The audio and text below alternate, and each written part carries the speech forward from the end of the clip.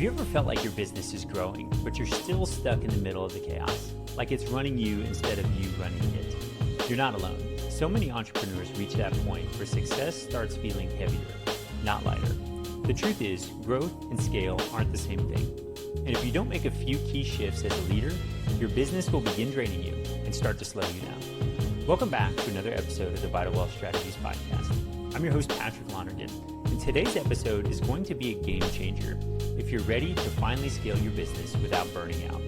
I'm joined by Courtney De Ronde, CEO of Forge Financial and Management Consulting, and she's sharing her simple scale-up system, a proven framework that helps entrepreneurs build structure, clarity, and systems that support growth instead of suffocating it. In this episode, we're breaking down exactly what it takes to go from founder to leader, from working in your business to building something that grows beyond you.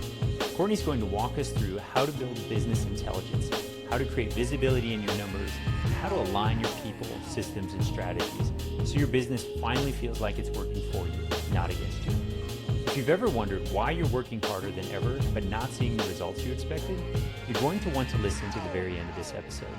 We get into the real shifts that unlock sustainable growth, and I can promise you, this conversation will help you rethink how you lead and scale your company. And while you're taking notes, make sure to visit vitalstrategies.com/tax. That's where you can connect with our team to start building out your own strategy. The same kind of strategy that helps entrepreneurs keep more of what they earn and scale smarter. Again, that's vitalstrategies.com/tax. And if you enjoyed today's episode, take a second to leave a quick review. It helps us reach more business owners who are ready to build wealth with purpose and strategy. All right, let's dive in with Courtney De Ronde and learn how to move from growth to true scale. So Courtney, thank you so much for joining us here. Yeah, my pleasure. Thanks for having me, Patrick. Yeah, so I think about the entrepreneur, and there's just so many problems when it comes to growth. Their business may have grown, but their systems and structure haven't caught up yet. Decision-making feels reactive, margins are fluctuating, growth feels harder than it should. All of the pressure is sort of stacking up on the entrepreneur. And it's like, what am I doing this for? This is really hard. And then they're also frustrated. They feel like the business is running them. They're not running the business. They're smart and capable, but they lack a clear, simple framework to scale with confidence and make data-backed decisions. And then finally, I think about, the entrepreneur shouldn't have to sacrifice their purpose or burn out their people or their peace to grow. And so I think about true success, and it comes with being aligned, both from a business point of view, but just having some life as well. And so not having a business that I have to work for, but having the business work for me, I think that's important. So I'm really looking forward to getting into how we solve these problems today. Can you give us just a little bit of your background? Yeah, absolutely. So I am a CPA. I went to school to be an accountant and spent the first couple decades of my career serving entrepreneurs, business owners, nonprofit leaders with finance and accounting services. And along the way, became a partner in my own firm, got appointed to the executive committee, eventually became the managing partner. And so I kind of had this overlap of helping small businesses and then also finding myself leading and owning my own small business.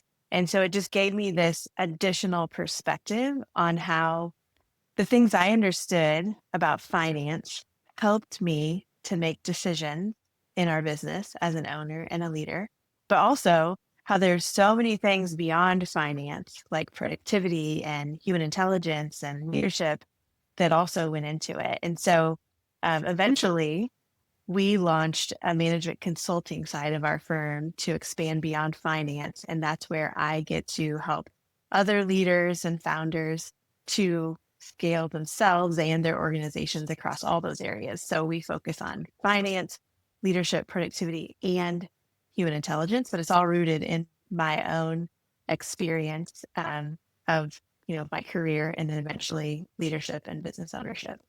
Yeah, this is great, and I'm really looking forward to digging into your call it the simple scale up system. I think this is going to be exciting, and I think you've laid a little bit of that foundation for us. But if I'm one of those entrepreneurs we were identifying at the beginning that's just feeling overwhelmed, the business to this point, I've been able to get it here by just working hard. I've I've been out, doing one particular thing, but, if it's dependent on me serving all the clients or finding all the clients or something along those lines, or finding the new customers, there's going to be a lid there to growth and scale. So can you help us outline where do we start if I'm looking to scale my business? Where do I start to look into it and go, man, let's identify a point and move from here. Yeah. So there's two transformations that really have to happen to go from a startup to a scale up.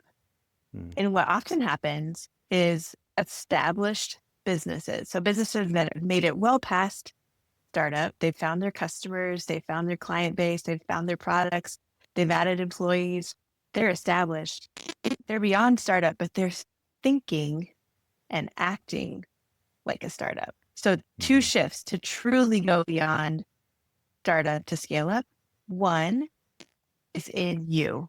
So if you're the founder, you have to shift to being a leader. Hmm. So you have to start leading the business that you have grown and created. And oftentimes the business grows at a faster pace than we prepare ourselves to lead it. We end up creating all of this success and all of these people and all of these products and all of these things. And somewhere along the way, we didn't get ourselves scaled to be able to Hmm. lead it. So that's one transformation is instead of just thinking of yourself as the founder, you have to recognize that you're the leader. Yeah. The second transformation is of the Hmm. business.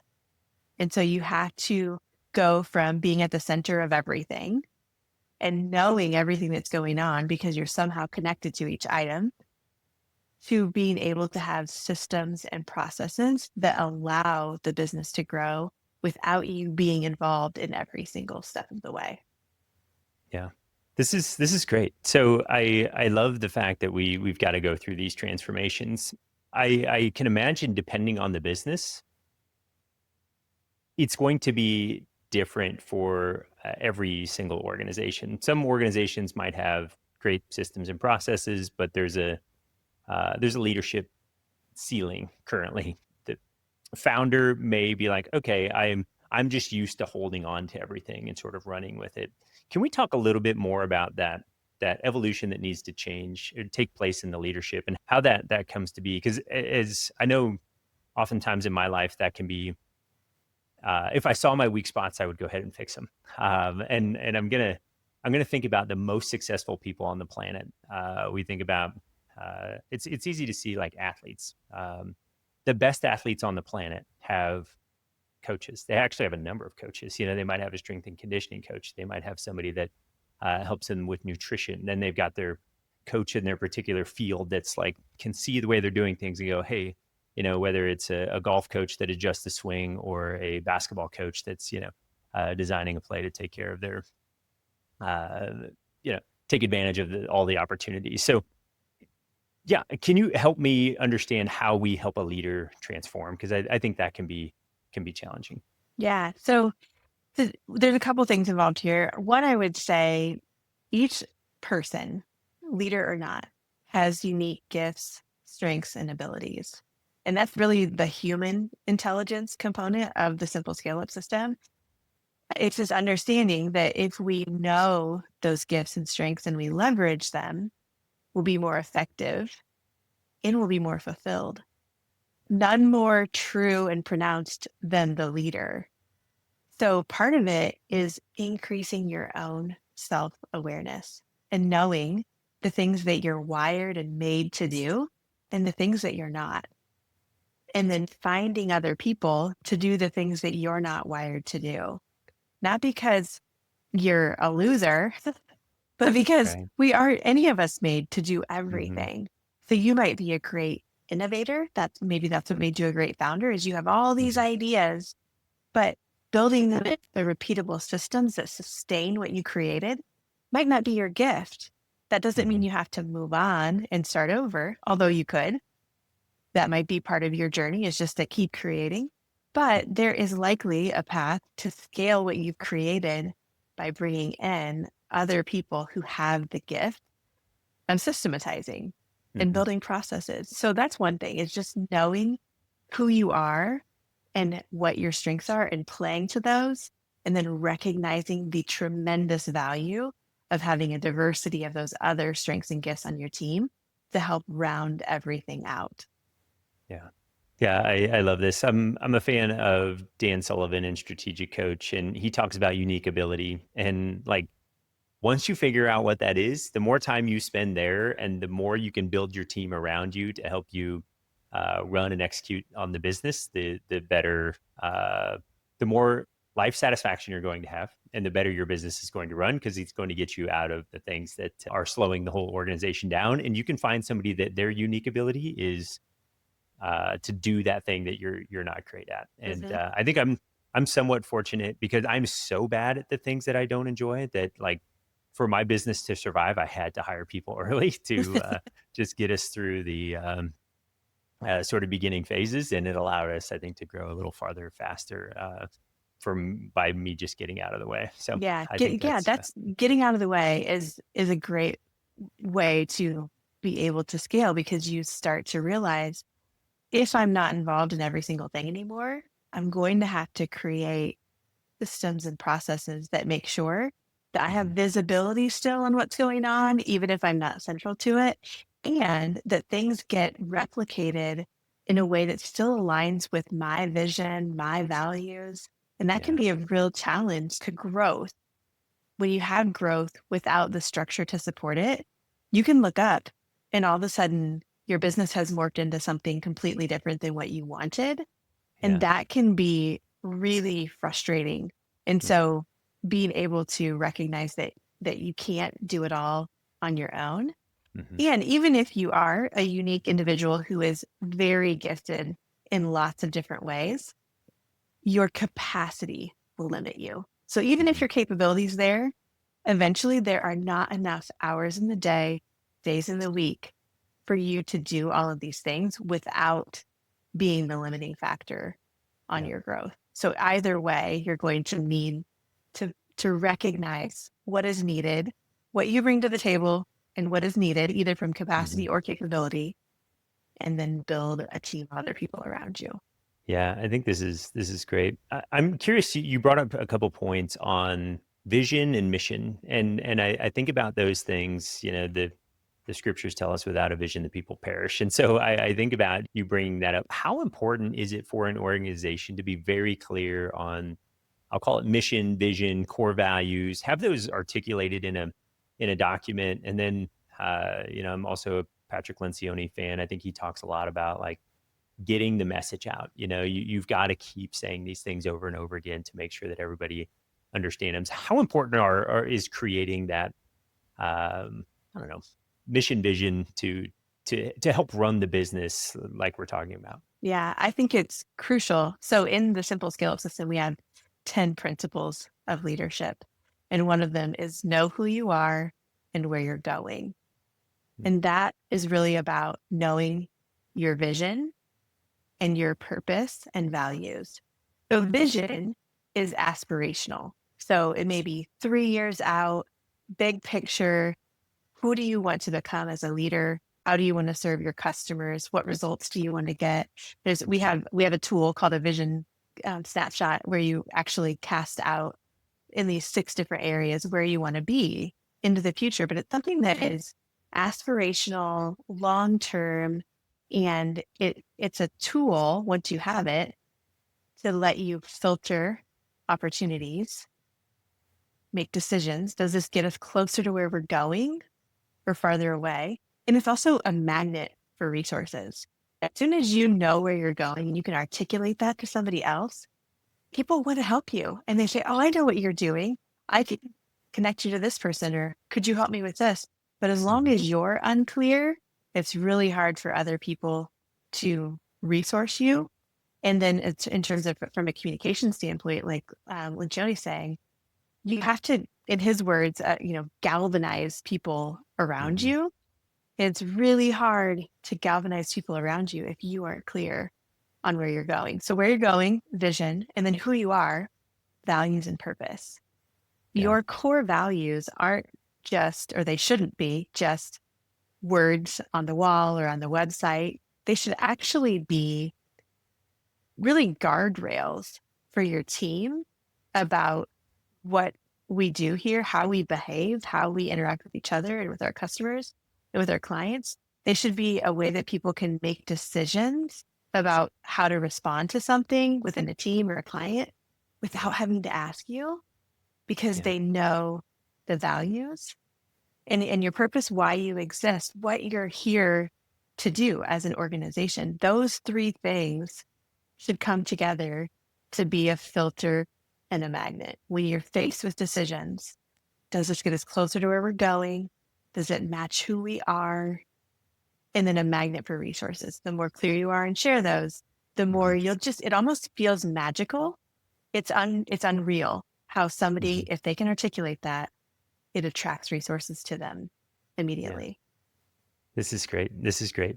So I'm thinking about the leader. Okay. We've talked about some really important pieces here. What else should be taken into consideration when we're thinking about, okay, the leader needs to evolve and change and grow? What other aspects should I be considering as the entrepreneur that's really excited about scaling my business before? What do we need to consider? Yeah. So on the business side of it, so we talked a little bit already about the leader. They have to transform. The founder has to transform into a leader.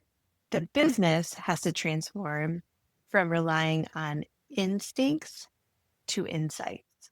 Mm. So most of us have gotten to where we are through startup and to some level of success by trusting our gut. We have good instincts.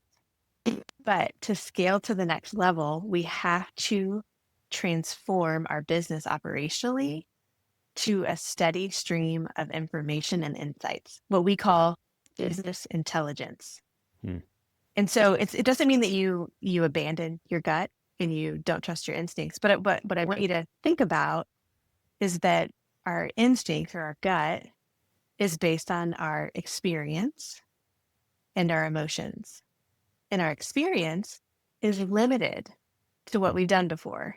And our emotions are just generally fickle. Yeah. And so when you're scaling, you're trying to do something you've never done before. Mm-hmm. So relying on your instincts, which are based on fickle emotions and your past experience, is probably not going to serve you well because you're doing something you've never done. And so instead, you have to build a system that gives you visibility on information and insight, so intelligence, into those 4 core areas of the business that I mentioned: finance, leadership, productivity, and human intelligence. That's the shift on the business side. We have to have systems and processes that feed us intel that can support our instincts. And the more we do that, the better our instincts will get. The more we surround ourselves with other leaders with different experiences than us, the better our instincts will get. And then we can start making decisions with instincts and intelligence, not just feeling like we're stuck trusting our gut, which usually means we don't know what to do. And we either worry ourselves to death or try to work our way through it, or we just don't decide anything. And so that's the big shift from a business side of things. Yeah, this is really good. So I want to talk about that visibility for a second, because I think about a business and all of the information that I have access to. And there's almost a problem with really good financial statements. Like, I can see really good marketing data. I can see so much data. I can see so many things, and it can be really hard to know what the most valuable pieces of information are. Are there, I don't know, say some consistent KPIs, key performance indicators in businesses that you think, hey, if you're going to focus on some metrics, here's some key things to be paying attention to?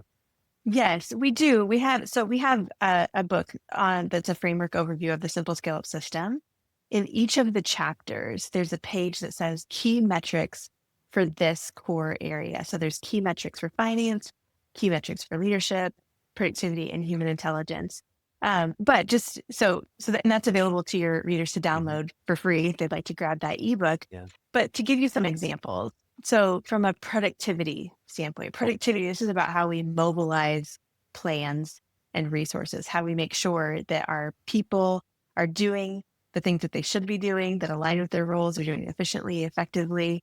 And so measuring a KPI around their utilization would be a great one. Like, especially if you're a service-based business, you've got people that your biggest expense is your salaries and benefits. Your capacity to generate revenue is very connected to how much capacity your people have to serve. And so if your margins are shrinking as a service-based business, it might be because you've got too much capacity and you don't have the sales to actually utilize these people. Yeah. And so that's an example. We can go through as many as you'd like, but there are some core metrics that you want to look out for. But there's also tools that we have. We have a whole results map. We have a whole visibility framework. We have lots of tools that help you think about what are the most crucial drivers in my organization and what metric could I monitor to get ahead of that, to see real time. The financials are typically lagging indicators, right? This is reporting what's already happened. Right. And so you're going to create a dashboard of key performance indicators that would tell you what's happening right now, while there's still time to change your activities, to change your results before something shows up in the financials next month. Yeah. Yeah, this is good. And if people want to check out the ebook, they can go to forgeahead.com/ebook, and we'll have links to that in the show notes. But I think that's a fantastic tool. And I love this framework. And I think it's a great place for people to start to just really start to understand really how to go from a growing, which is good, to scaling and sort of unlocking this new potential. So I think this is great. So I'm thinking about all of these things that are taking place. I'm transforming as a leader. I'm creating business intelligence with systems and processes. Now I'm starting to think about how do I put all these things into play? Because I think about one of the pieces that came to mind when we were talking about leadership was, I think I can grow as a leader, but one thing that we see that's pretty interesting when private equity gets involved in a business is they go bring in great people. Oftentimes our team will have a ceiling. They'll know how to get us to a certain point, and then it may be time. Not that those are bad people; they can fill a different role, but we might need to bring in somebody that has a higher ceiling. They've taken a business from 5 million in revenue to 35 million in revenue, and it's like if you've never had anybody on the team that has done that before, it might be challenging to get there versus somebody that's like, hey, I know how this game plays out and I know what we need to do organizationally to get there. So is there thoughts around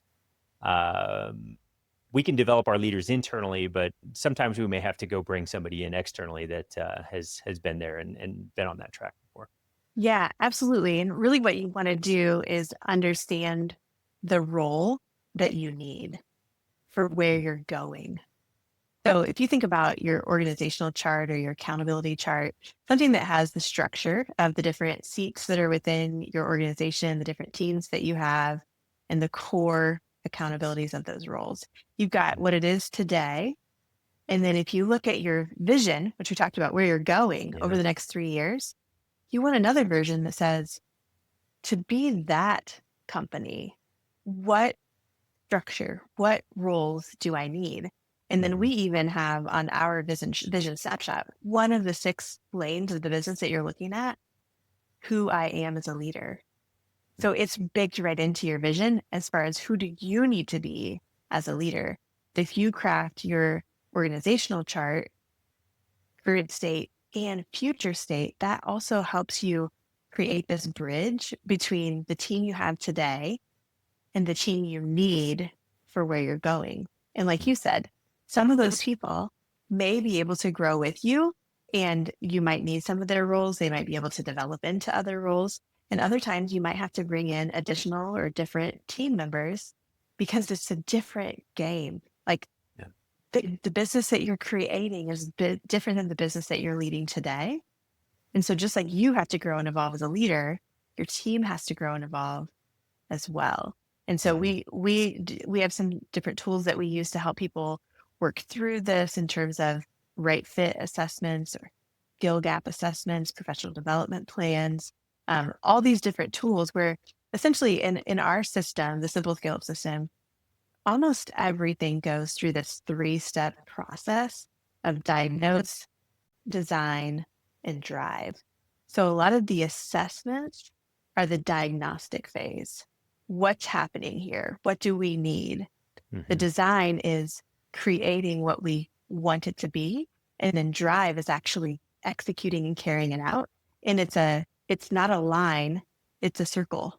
And you Hmm. just have to keep going through over and over and over again, because what you need 3 years from now, once you get 3 years from now, you're going to need something different after that. And so it's just this continuous cycle of assessing what you've got, designing what you need, Hmm. implementing it, testing, refining, and, continuing as you grow.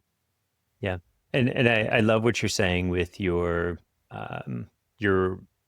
we'll call it organization chart, and like we often finance or forecast our financials, we're forecasting our organizational chart as well. And I think I love your circle of diagnose, design, and drive. I think that is so good because I'm just thinking about that team and as it evolves, especially when your key leaders are involved in those conversations. There's going to be uh, a diagnosis for, hey, this is where our organization needs to go. This is the role that needs to show up. This is what that role is going to need to have to be able to accomplish. And then I think it'll become pretty apparent to some of your leaders, like, hey, yes, I want to step into that role, or I don't know if I can hit that. I don't know Hmm. if I'm capable of doing that. And even if they give it a good shot, we're going to know pretty clearly just from KPIs and all those other things we've discussed so far, like, am I succeeding as I try to move into this role? And if I'm not, we're going to have to come up with a game plan for, finding somebody that can succeed in that role. And not that it's, I have a hard time with this because it's like one of our core values is love for our team, clients, and community. And it's the first core value, and caring for our team first is like the most important thing. Like, I love my people. I also think about it as my role as a business leader is to have the best team, right? The team that won us the state championship might not be the team that wins the college championship.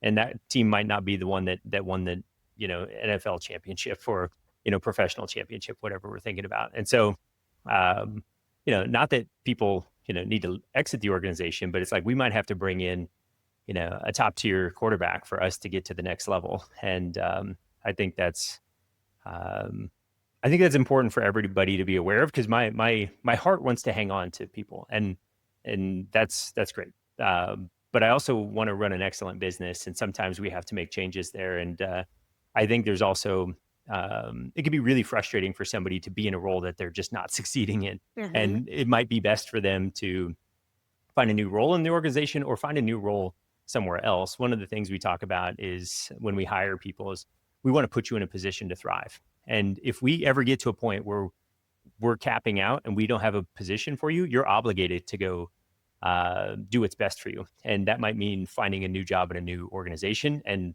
we'll be excited for you because we're sorry we couldn't create an opportunity for you here. And that may also happen naturally if we are growing and there's just not a good spot for you and we need to help you to the next spot. So I don't know if there's anything to say about that, but I think that's something, for those of us that like care so much about their people, like it can be hard for me to be like, man, there's just not a good seat for you here anymore. And we have to find a plan to find the best role for you, even if it's not in our organization. Yes, I 100% agree. It is hard, and especially when you have that value and that culture. One of our values is people first, and it's exactly Hmm. what you're describing.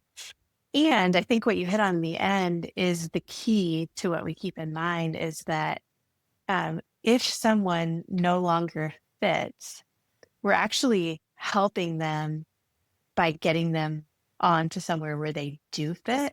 Because as I mentioned earlier, the human intelligence part, we all have unique gifts, strengths, and abilities that drive the way that we think, feel, and take action.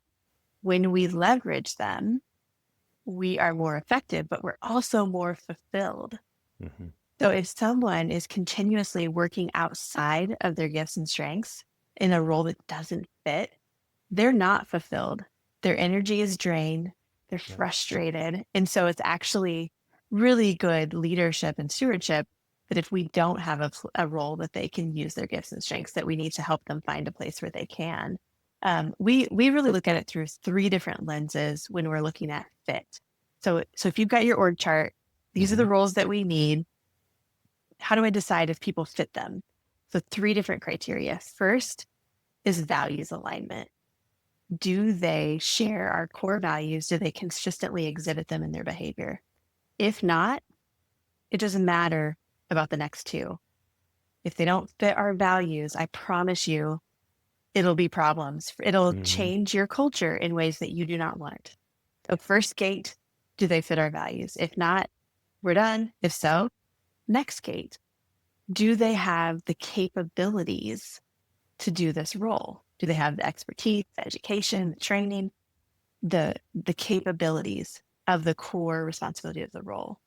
And then the third one is their wiring, the way that they think, feel, and take action. We use Clifton Strengths, Kolbe, and Enneagram as the assessments that we help for wiring. I love Patrick Lonergan, Working Genius. That's another great one. There's all kinds of different great assessments, but we've found a lot of success with those three in particular. But that's the third thing. Are they wired to do this job the way we need it done? Because the capabilities of the role might fit their experience, but if they're wired to sustain systems and we're putting them in this role and it's a new product or a new department and there needs to be a ton of innovation, a ton of adapting, we're not ready to systematize yet, they're going to be very drained and very frustrated. Now, if this was an established department in our team that's already been through innovation and adaptation and is ready for systematize, then they would be great wiring for it if they're high systematize, low quick start on the Kolbe. And so that's how that other element can really come into play, the way people think, feel, and take action. Even if they have the core skills, what's required in the way that they execute it and the way that they're motivated, the way they communicate and collaborate can then be another area that can really cause the challenge. And so that's the right fit assessment. That's how we look at those three. Yeah. I love that. And I love all of the assessments. I'm a big fan of Kolbe. I'm a big fan of the Working Genius. I've also done some Enneagram stuff as well. Like I think I've probably taken all of them. Strengths finders. It's like, and they're all good. My problem is not problem. I've taken the Kolbe a few times. I've been a 9 and a 10 on quick start. And so it's like, I've got ideas for days and I have to bring people around me. My first hire was a high fact finder. I didn't understand that they needed all of the steps laid out before they could take the first step. And I'm like, I don't know. Like my brain just works like, just give me an idea and I'll figure out all the steps how to get there. And so that was a challenge, but I understood pretty quickly that I needed that person in my life and we had to coordinate and work together to figure out, okay, what are all the steps? Great. Please just don't make me operate in them. You just go run. And so that was good. And I love all the assessments. And I think they give you insight into exactly what we were talking about earlier in regards to working in your unique ability, working in the things that give you energy and you just love the work you're doing. Because, if you love the work you're doing, it's fun to show up every day. The clients get to benefit from the good work that you're doing, and then the organization's profitable, and it just allows that to continue. So I think that's exciting. Let me ask you something. Are you building a business that's growing fast, but you're not sure if you're actually keeping as much of that growth as you could? The truth is, you can't scale effectively if your tax strategy isn't scaling with you. That's exactly why we've created vitalstrategies.com/tax. A place where entrepreneurs like you can start building a proactive, custom tax plan that helps you keep more of what you earn while staying fully compliant and completely confident in your numbers. When you visit vitalstrategies.com/tax, you'll get access to free resources, strategy guides, and insights that can help you save tens of thousands of dollars each year. Money you can reinvest in growing your team, your systems, and your freedom. So if you're ready to scale smarter, not harder, go to vitalstrategies.com/tax and start turning your growth into real, lasting wealth. the next thing I want to sort of touch base on is I'm thinking about planning, and I love the diagnose, design, and drive sort of model. Is I what rhythm are we doing that on? I could see this showing up in lots of different areas. I could see it obviously in annual planning, but I can also see it maybe more happening more frequently, like maybe quarterly. Could even be more regular than that. So, do you have thoughts on how and when we start to implement this structure? Yeah. So within the simple scale up system, we have dozens of tools and they all fall into one of those three categories. So there Okay. are tools that you use to diagnose, there's tools you use to design, and there's tools you use to drive. So depending on what problem you're trying to solve would drive what tool you're going to use and what cadence you're looking at. But essentially, anything within this simple scale up system, you're building all of these rhythms and cadences primarily to give you visibility into what's happening across those four areas. So in finance, for example, you'll have a cadence of reviewing financial information, translating it into insights, whether you have that skill, you have a CFO, or you have an outsourced CFO, somebody's Mm-hmm. translating those numbers into insights for you. And then you have your forecast where you're projecting what's going to happen and updating your assumptions. And then you're using that to make decisions. And so the historical financials are more of a diagnostic tool. We're looking to see what's going on here.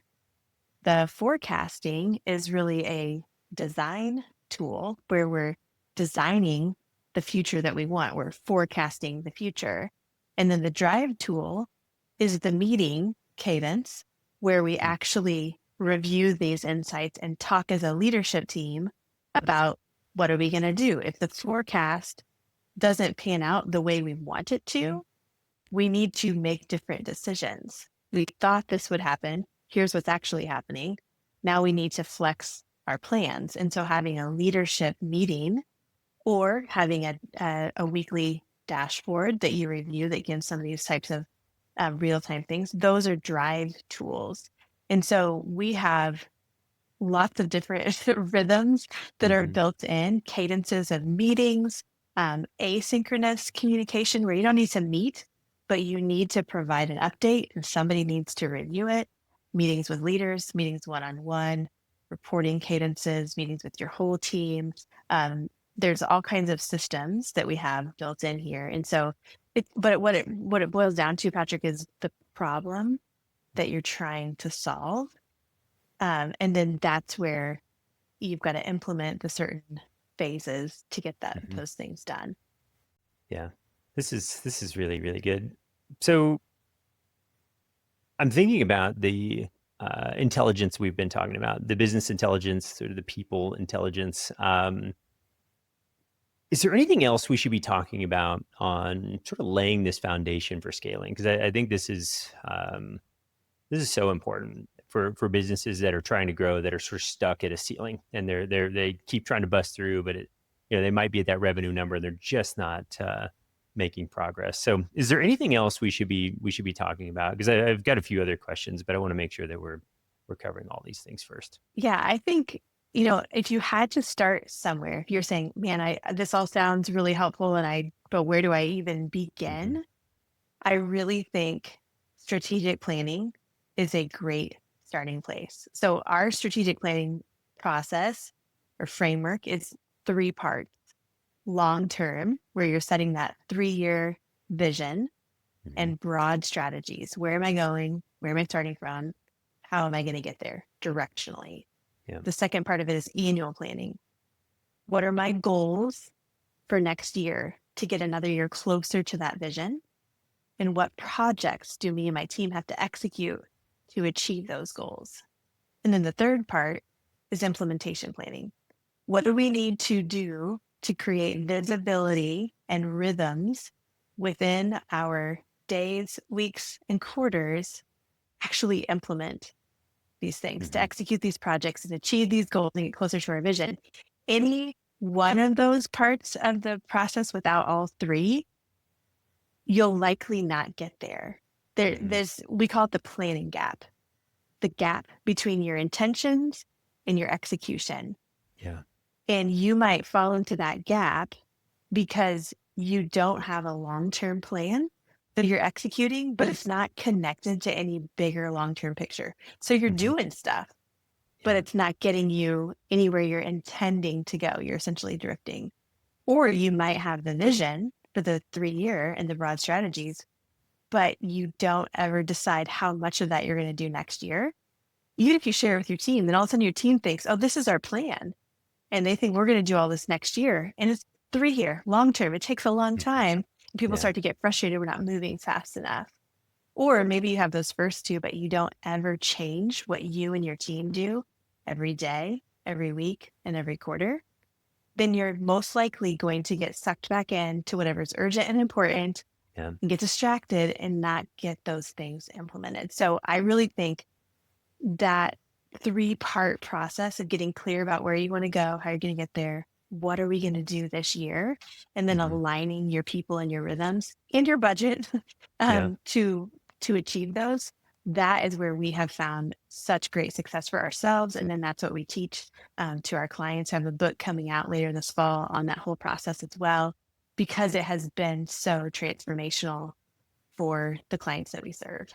Yeah. I think you touched on an interesting thing, and I'm curious your perspective on it. One of the things was execution, and I see inertia. We show up and we do this work, and this is what our week looks like this week, and it looks like that next week too. And until we change something, until we sort of get out of working in the business and step up and are able to work on it. And I think sometimes that can be a product of really good growth, right? Like we're so busy, but it's messy busy, we're not operating smoothly. We are a little bit of that duck on the pond, everything might look okay above the surface, but underneath it's crazy. And so how do we get out of sort of I don't want to say the rat race, but I don't know how to slow down, because if I slow down, something's going to fall through the cracks on the execution side for customers, clients, whomever, to really build these systems and processes. And I've got a few thoughts on that, but I'm curious your perspective. Yeah, I feel very strongly about this. And so Covey talks about this. I think it's in Seven Habits, this Hmm. quadrants of time. It's also referred to as the Eisenhower matrix. So Hmm. it's this, 2 by 2 matrix between urgency and importance. So if you imagine this, kind of four Yeah. squares, the top square is where everything is both urgent and important. And that's where most of us live. Most of us leaders, founders, and a lot of our team members. It's where everything is urgent and important. So it's deadlines, it's client demands, it's things that have to be done, it's Hmm. stressful, it's fighting fires. Quadrant two, the next one over to the right, is where everything is important but not urgent. This Yeah. is planning, scheduling, learning, building relationships, rest, and rejuvenation. Hmm. The only way out of quadrant one is to spend more time in quadrant two.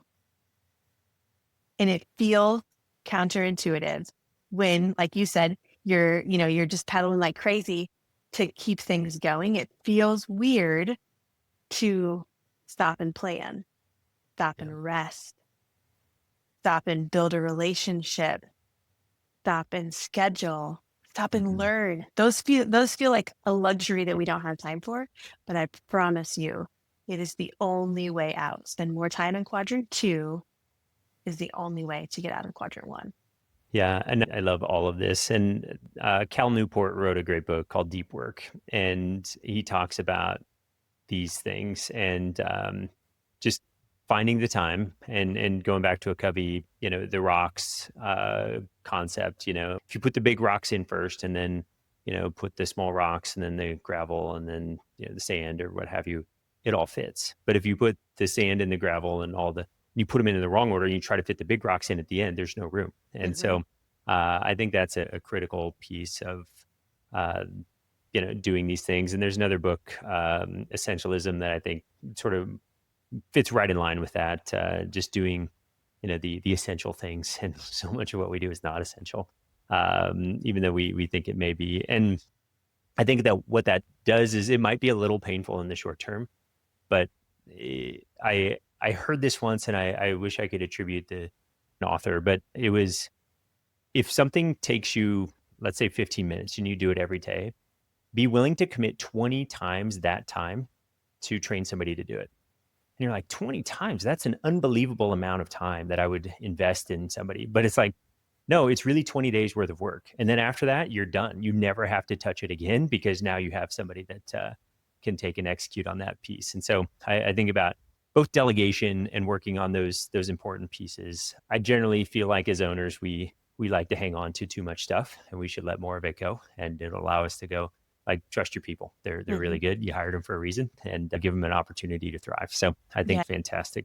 Anything else we should talk about on those pieces? Because I think those were great. Is there Yeah. anything else there? Yeah. Well, just maybe a practical thing on the, Hmm. when I say got to spend more time in quadrant two, what does that Hmm. look like? For us, we have a weekly planning guide. So we have our whole team does this. We train all of our clients on this. It's part of an execution system where every individual team member is spending about 30 minutes the end of the week, so, or sometime between Friday afternoon and Monday morning, reflecting on the prior week and planning for the week ahead. Yeah. And so an opportunity to look back on what happened this week and to recognize what didn't work and what did. But what made this a great week? I'm going to keep doing those things. What made it not so great? I need to stop and do something different. So it might be, if I look back on this last week, I did too many of those 15-minute per day things myself. What am I going to Hmm. do next week? I'm going to pick one of them and I'm going to invest in training somebody else to do them. So it's Yeah. this reflecting and planning. We're also looking ahead at what's on our calendar, looking at what's on our, ever increasingly growing to-do list, and we're deciding what is most important to do next week.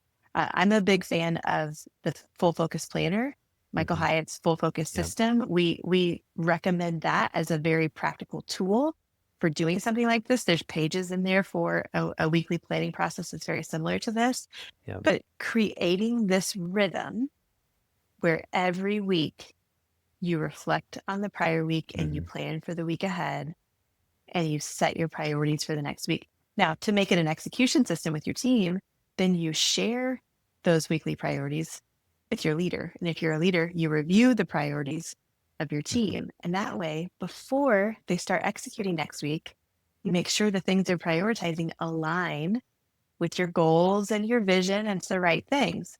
If Yeah. you're looking at people's timesheets for what they did last week, it is too late. They already did it. And so Yeah. you're shifting to seeing what people are going to do while there's still a chance to modify that before they get going.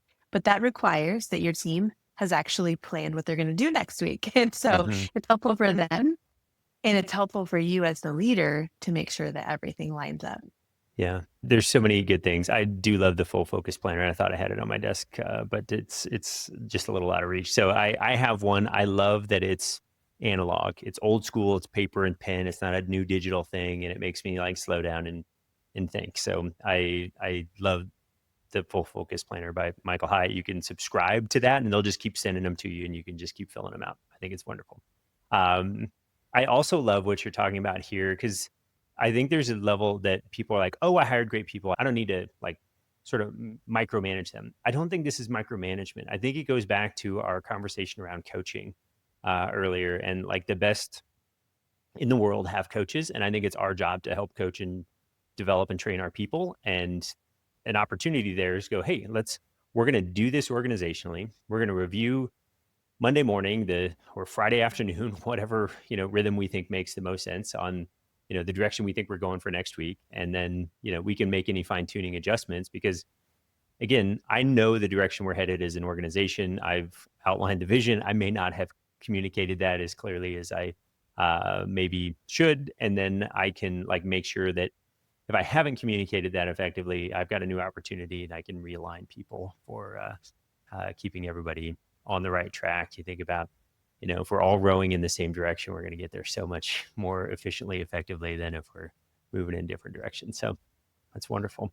Yeah. It's Very just good. another way to get visibility Hmm. on what people are doing and whether or not their priorities align with what your expectations are and what is needed.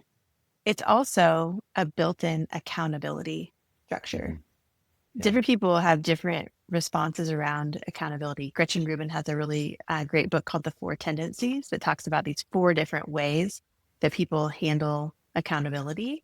And most of the population is what she calls an obliger. So there's somebody who will be very accountable to someone else, but not as accountable to themselves. Mm. And so when you require someone to plan their week and share it with you, Yeah. they're much more likely to carry it out because they want to oblige the accountability Hmm. to you. If it was just Yeah. for them, just to make their week more effective and productive, they might Yeah. let something else slip in the way. Hmm. I fill out my leadership team sees my weekly big three and my status of my project and goals every single week. Yeah. And it's an extra accountability where I can share that. I know I'm not going to be the only one who's, Hmm. not putting that out there. And so, um, all of these are just examples of tools and processes that you build to have information and insights about what's happening in the business. These are examples around productivity. We talked a little Yeah. bit earlier about examples of finance. Same goes for people and for leadership. And otherwise, without this kind of thing, most likely leaders and founders are at some point during the week thinking, I wonder what in the world so and so's doing. And then they have Hmm. to go and ask them, Hmm. right? And they Right. disrupt their work and then they, everything gets off. You don't have to do that. You don't have to react. You can just Hmm. build a system that feeds you this information and then you can act on it if you need to. But most often Hmm. we will add more people, we add more leaders. The biggest challenge is we lose visibility on what's happening. And for Yeah. some people, that feels like they've lost control and they need to, micromanagement. For others, they're like, yay, somebody else is here to do it.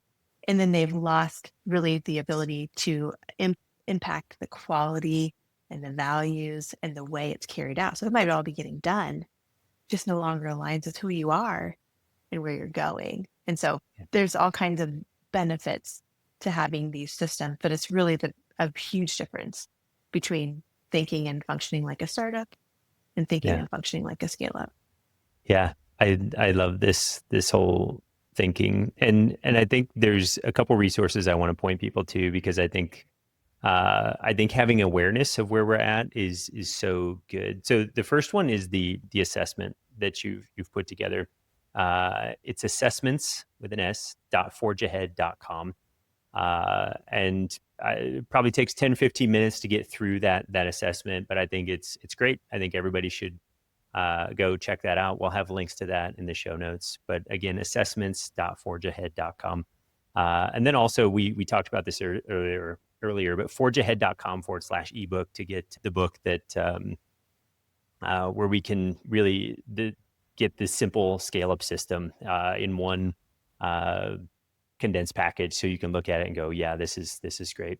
I also love your website, forgeahead.com. Just so many resources. And if somebody's like ready to go right now, you can book a discovery call with somebody on Courtney's team that will allow you to just start taking action on these things if you're ready to move all this forward. And Courtney, I think we should also maybe get together and like do a bi-weekly book study. It sounds like we both read enough books that we Yeah. could do a review of whatever the new cool business book is on the marketplace, and I was save thinking some that people too. Yeah. some time and Do you energy. So know your Clifton strengths? Are you a learner? Is that in your top five?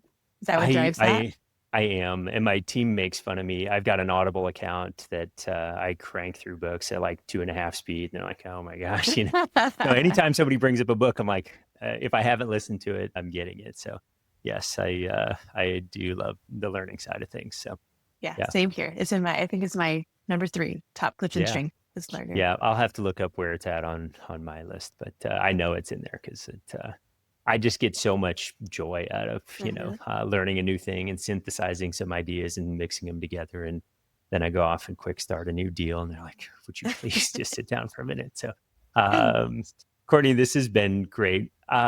We haven't touched on this, but I think people should also know that Forge does many tremendous things. I think about the fractional CFO work you do. I think that just fits so nicely with the, we'll call it the scaling systems that you've got. I think you need great financial data and good KPIs to be able to scale your business well. So again, one of those things, go to forgeahead.com, check out all of the resources that they've got there. And I love the work you're doing. I think this is great. Is there anything else we should chat about before we wrap up?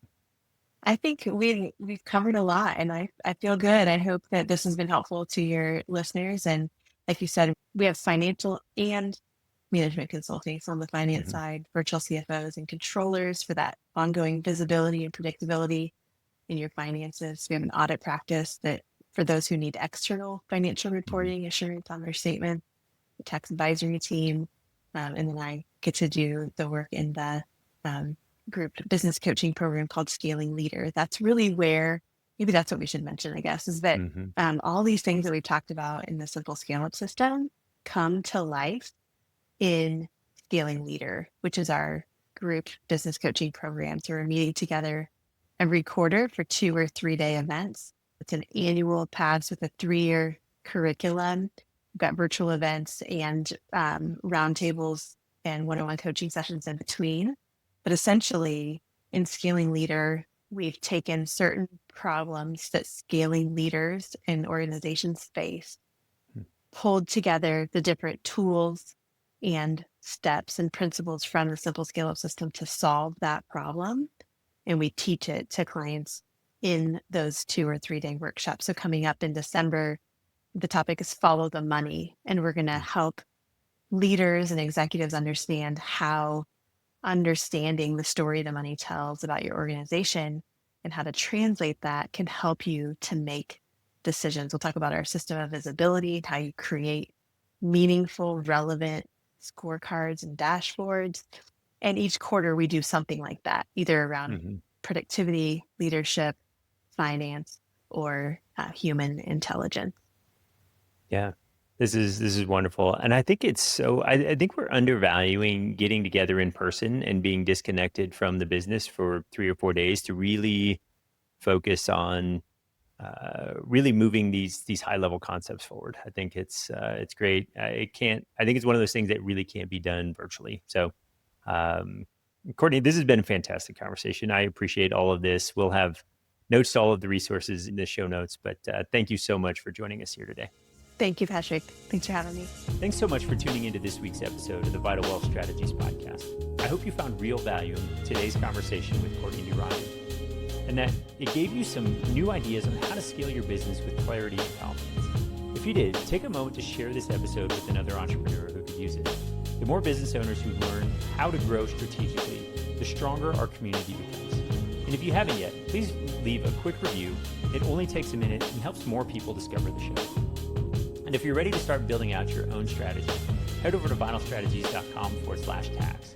You'll find insights and proven framework to help you keep more of what you earn and take your business to the next level. Again, that's vitalstrategies.com/tax. And remember, you're a vital entrepreneur. You're vital because you're the backbone of our economy, creating opportunities, driving growth, and making an impact. You're vital to your family, creating abundance in every aspect of life. And you're vital to me because you're committed to growing your wealth, leading with purpose, and creating something truly great. Thank you for being a part of this incredible community of vital entrepreneurs. I appreciate you, and I look forward to having you back here next week on the Vital Wealth Strategies podcast, where we help entrepreneurs minimize their taxes, master wealth, and optimize